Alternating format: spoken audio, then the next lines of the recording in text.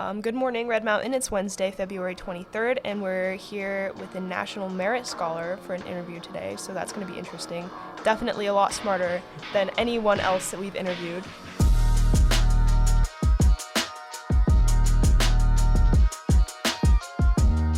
So, we're going to have you introduce yourself. Right. So hi, my name's Julian. I'm a senior this year, and as I said, I'm a National Merit Scholar. Wow. So what exactly is a National Merit Scholar? Right, so a National Merit Scholar, it basically just says that you did really well on some of your SAT and PSAT testing. So it basically means you just scored above a certain bracket on those. Okay, good job. Yeah. Could never be me. So how did you first get involved with this program? Yeah, so we were, my parents and I and my family, we were always kind of shooting for this. It was kind of like, hey, this would be very cool, if you could do this. Yeah. So we did a lot of prep for the PSAT and the SAT. We decided to do a lot of studying on it, do a whole bunch of practice tests. So I basically was doing that for a couple of years beforehand. Wow. Yeah. Dedication. It was not fun. Oh no. Well, it pays off. Yeah. Yeah.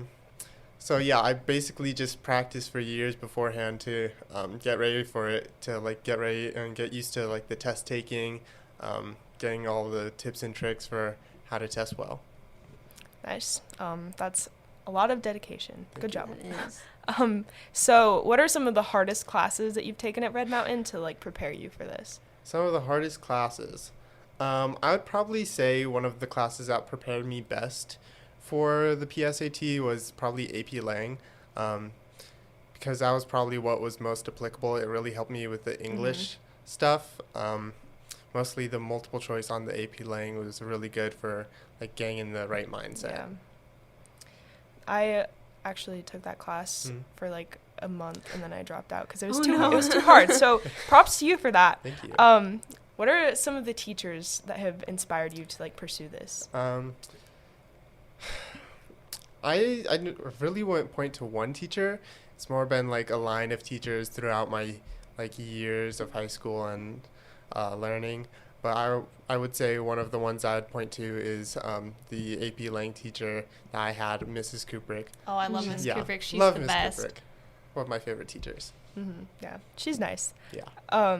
So tell us what you have ahead of you for this award still. I think right now I'm pretty much done with all of the work for it. After you get nominated as a semifinalist, there's just a little bit more work you have to do. You have to write a little essay, although it's not that bad, and then go through an application process. So I did that all the way back in November. Cool. For that application process, pretty much everyone who's a semifinalist gets to become a finalist.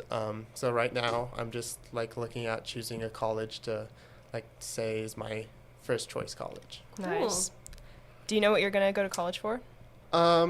Yes, I have a pretty good idea. It's either biology or microbiology. Nice. Cool. Yeah. I'm sure that'll pay well too. It will. That's a hope. But I've also just really liked biology, so that doesn't help. That's another plus. That's good. Exactly. It's always good.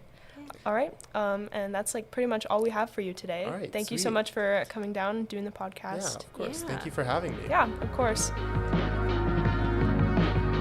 All right. So now we're on to another National Merit Finalist. All right. Yeah. Could you go ahead and introduce yourself for us? Yeah, so I'm Danielle Smoka. I'm a senior at Red Mountain, and I'm a National Merit Finalist. Yeah. All right. Could you tell us a bit about what National Merit, the whole National Merit Scholar program is? Yeah, so it's based on your PSAT score, which you take your junior year. Ours was off-put a little bit because of COVID, so it ended up being in January. And then you wait for 9 months, and you hear back in September if you get semifinalist, and then in February is the actual finalist standing. And it's I believe it's the top 1% of test takers are going to be your semifinalists, and that's about 16,000 people. They're going to cut it down to 15 for finalists. And then you wait until May to hear if you get the actual scholar. and I believe it's $2,500 for the top prize. Wow. So how did you get involved with this program? Like, So I took my PSAT in January, and after the pre-PSAT, I had a pretty decent score, so I was in a good place to maybe get national merit. So I decided I should probably start studying for it, kind of maybe actually try and get it. So I went on Khan Academy, started pushing through questions, and the ACT and my SAT all ended up being in the same kind of realm of time. So studying was kind of for every subject. So it ended up working out really well for me, obviously. Awesome. Yeah. So this is a really big honor. Can you tell us a bit about some of the harder classes you've taken here at Red Mountain to prepare you for this? Ooh, so last year I was in AP Physics 1, AP Calc AB, and AP Lang. Oh my gosh. I know, right? That's crazy. It's pretty hard. They're definitely super great for that kind of preparation. AP Lang specifically, you do a lot of the same kind of formatting of questions where it's grammar stuff, interpretation, language, all that. And then Calc obviously is good for the math section. Mm-hmm. The PSAT didn't end up having a science section, but physics was, of course, math-based, which ended up helping there as well. And then years prior, it was honors algebra, honors geometry, just stuff that was kind of a little bit more accelerated, so tests were a little bit harder, and there was just a little bit more preparation for these kind of exams. Okay, wow, that's awesome. So are there any specific teachers that have inspired you to pursue the national merit? Oh, absolutely. Number one, I'd have to say my French teacher, Madame Butte.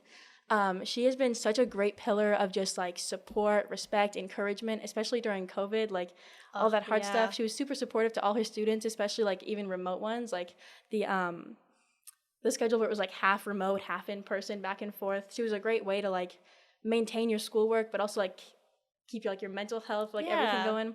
And my physics teacher, Mr. Bray, was really great for all the math support and everything, and really good, encouraging. We talked about college a few times, so he was pretty excited too for my merit stuff. Yeah, that sounds so exciting. So tell us what you have ahead of you for in terms of this award. Well, I actually just got accepted to NYU School of... Wow! Oh, thank you. Tandon School of Engineering. So I'm going to be majoring in mechanical engineering in New York City for the next 4 years, which I'm super excited about. I just found out on Tuesday. I applied early decision too. Awesome. So I'm kind of freaking out. I know, that sounds so exciting. I think getting the semifinalist, finalist stuff kind of gives you an edge in that kind of thing because it's a national ranking award versus school or even state. So if I do end up getting the finalist standing, it'll be $2,500 towards my tuition, which would, obviously help in a school like that. Wow, that's awesome. I think those are all the questions that we have for you. You covered everything. Thank you so much. Yeah, of course. Thanks for having me. Of course. All right. And that's it for today, you guys. Thank you. Bye.